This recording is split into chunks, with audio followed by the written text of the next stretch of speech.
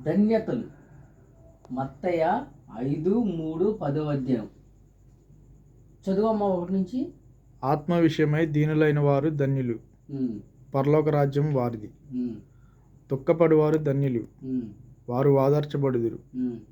సాత్వికులు ధన్యులు, వారు భూలోకమును స్వతంత్రించుకుందురు. నీతి కొరకు ఆకలి దప్పులు గలవారు ధన్యులు, వారు తృప్తిపరచబడుదురు. కనికరం గలవారు ధన్యులు, వారు కనికరం పొందుదురు. హృదయశుద్ధి గలవారు ధన్యులు, వారు దేవుని చూచెదరు. సమాధానపరచువారు ధన్యులు, వారు దేవుని కుమారులు అనబడుదురు.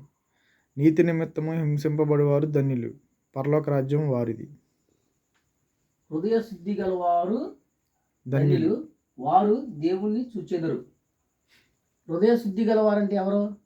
మన హృదయాన్ని శుద్ధిగా ఉంచుకోవాలి. కల్మషం లేకుండా, కపటం లేకుండా జాగ్రత్తగా శుద్ధిగా ఉంచుకుంటే అప్పుడు మనం దేవుణ్ణి చూడడానికి అవకాశం ఉంటుంది. వెరీ గుడ్, బాగా చెప్పావు.